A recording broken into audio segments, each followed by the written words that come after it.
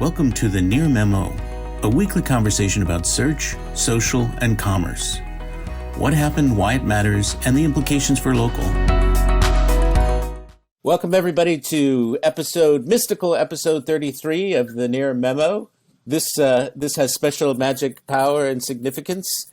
It's very hard to believe that we've done 33 of these, but here we are talking about the week in search, local search, social media, and commerce, again with Mike and David, and I'm Greg Sterling, and we're excited to bestow upon you our wisdom and insights.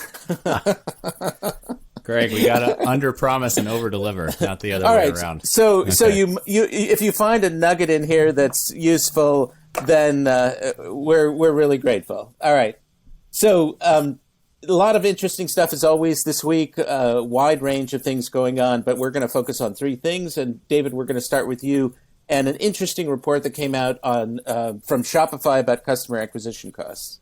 Yeah, full disclosure, I'm a huge Shopify fanboy. I own a small amount of Shopify stock. But despite those two things, I learned about this in our newsletter from you, Greg. So I hadn't seen it. Really detailed report looking at the cost of acquisition by industry, sort of e-commerce industry, as well as channel, where customers came in from. And there were just a whole range of really interesting findings here from where I sit. I think the first thing is kudos to Shopify for taking what is traditionally a SaaS metric and attempting to apply it to e-commerce. I think that this is something that that I've been advising individual businesses to do for some time now, to start treating their businesses more like SaaS companies, where you really are trying to dial in, a number of your key performance indicators and start thinking about the lifetime value of your customers and how much it costs to acquire them and what that percentage is.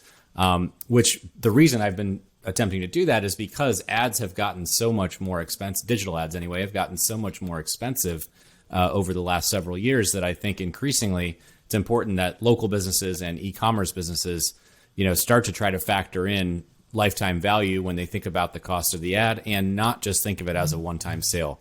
I think that this mindset kind of increases the loyalty quotient in typical small businesses sort of business strategy mix. So I love the whole concept of this report from Shopify.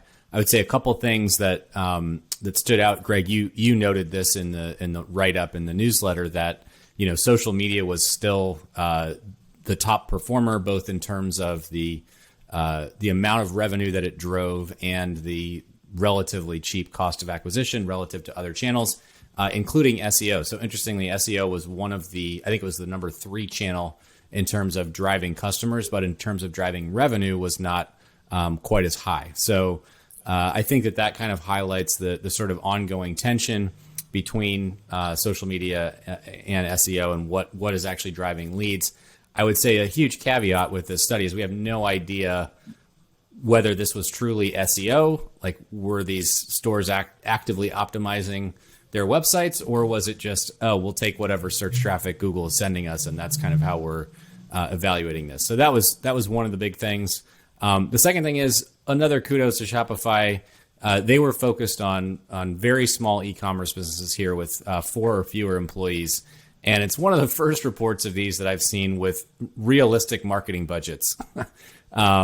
Very few of these businesses were spending, on average anyway, over $10,000 a year in marketing. And I think that this is just a huge segment of what is a massive massive addressable market that is just totally unaddressed and totally uninteresting to both SaaS companies and agencies. And I think that this shows to me that these guys do have real budgets. They are bringing in real businesses. They are bringing in real revenue. And this was a great peek under the hood at what the mix of customers that these budgets are bringing in. So I thought it was just a great report. Highly encourage everybody to check it out in our weekly newsletter or semi-weekly newsletter. and take a full Thrice, look at the thrice Shopify weekly. website. Thrice weekly. What's the word for thrice that? weekly. Tri-weekly doesn't really make sense. So yeah. Thrice. Yeah.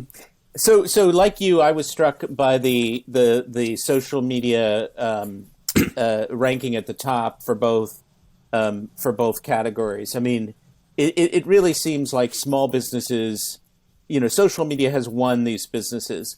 I question how accurate the understanding. I mean, you would assume that in the aggregate you're going to get pretty accurate data, but I question the attribution accuracy of this. And as you say, with respect to SEO, are they really understanding what's going on there? Are they really doing an optimization program? Or are they just tracking their traffic?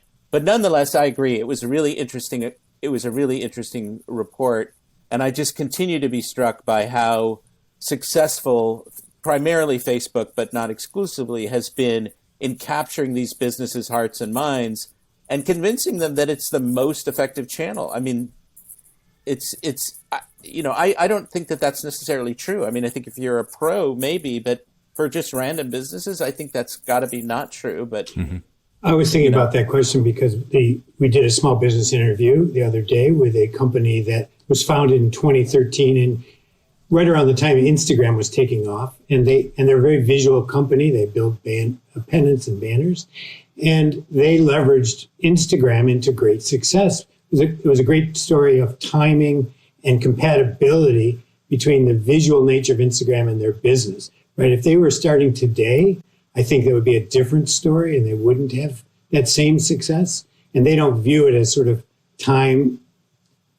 I did. I thought their success was largely driven by when they chose to use Instagram and how quickly they were able to add followers and how visual their stuff was, and it worked for them. So there are some success stories there, but I think it's, like you said, probably not as much as people think or as much as they buy into.